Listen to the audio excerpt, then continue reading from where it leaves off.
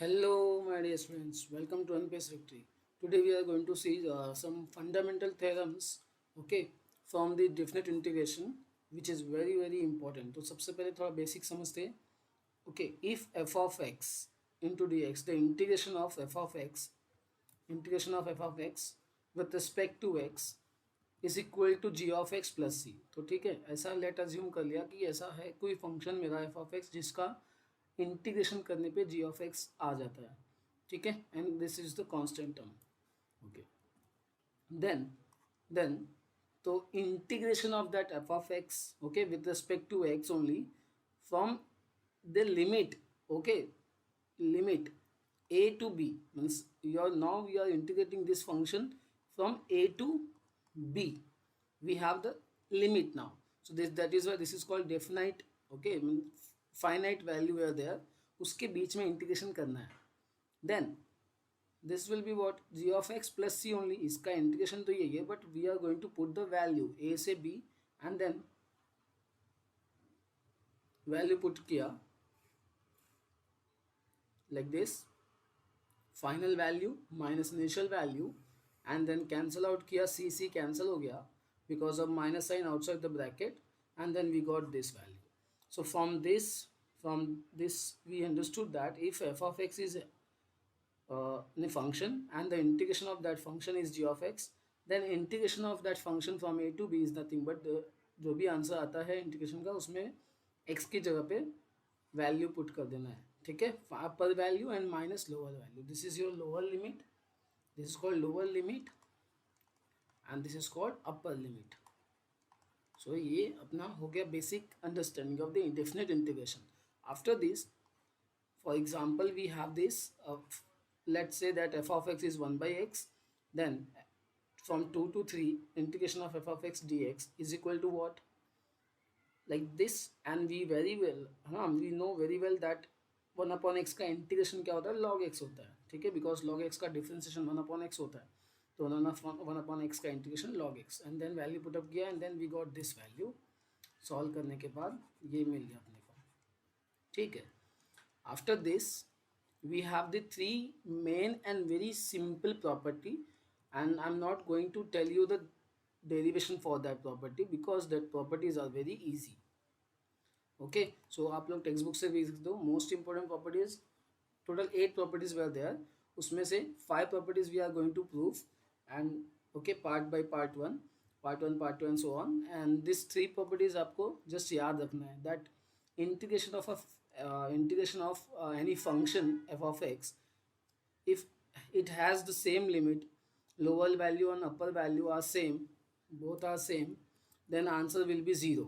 then integration of that answer, that f of x function का जो integration आएगा, definite integration, वो मेरा 0 हो जाएगा. ठीक है, और प्रॉपर्टी 2 क्या है, इफ द फंक्शन का integration from a to b is like this, then b से a जाएंगे, इंटीग्रेशन करेंगे तो माइनस लग जाएगा, that's it. Okay, the third property is what, अगर a से b f of x का इंटीग्रेशन कर रहा हूँ मैं, then from a to b f of x, यहाँ पे f of x जो था एक्चुअली उसको हम लोग ने f of t लिखा इंटू डी टी. मतलब हमने क्या किया, जो मेरा x है उस वेरिएबल को चेंज कर दिया. ठीक है, सो इस चेंज करने से जो भी मेरा आंसर आएगा उसमें कुछ फर्क नहीं पड़ने वाला है. मेरा आंसर यही आएगा, g of b minus g of a. Okay, यही आंसर आएगा फाइनली. तो ये भी प्रूफ आप टेक्स्ट बुक से देख सकते हो, बहुत ईजी है. ठीक है, so fourth property we are going to understood, we are going to derive, we are going to prove that. So definite, ये property क्या कहता है, that is definite integration is independent of the variable. okay, तो which is important, very important. ठीक है, आपको याद रखना है और समझ के चलना है. next dear students, which property we are going to prove, so this fourth property. So fourth property we are going to prove, and this, what is this, if any function is integrating, okay, from a to b, then it can be written as a to c f of x into dx plus c to b f of x into dx, where c is any number between a and b. c is any number between a and b. So this limit is between a and b. मतलब c की value कभी भी B से छोटी रहेगी और ए से बड़ी रहेगी। ओके, तो इसका प्रूफ करना है डियर स्टूडेंट्स अपने को। सो यहाँ पे मैं प्रूफ लिख रहा हूँ। Okay, now we are taking the value this,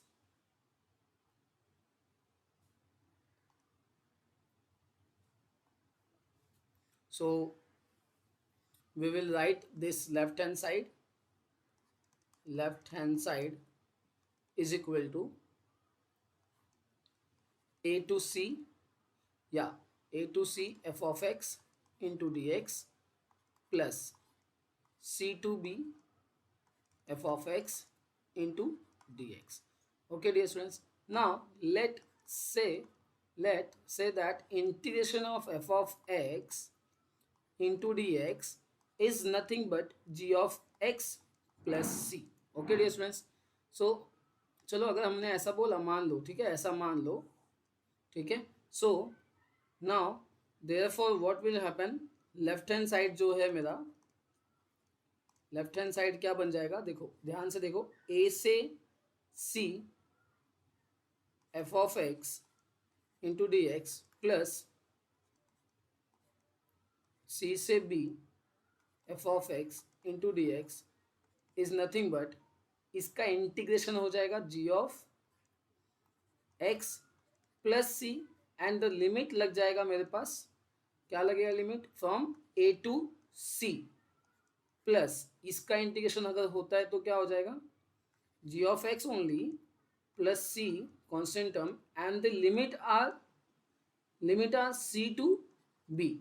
समझ में आया, मतलब इसका इंटीग्रेशन अलग से क्या होगा, जी ऑफ एक्स होगा, उसमें लिमिट लगा दिया, जो जस्ट अभी स्टार्टिंग में देखा वही तो किया, ठीक है, बाकी कुछ नहीं यहाँ पे। तो ये इसमें किया इंडिविजुअली, फिर प्लस साइन, फिर प्लस साइन, फिर इसमें किया। I hope you got all thing.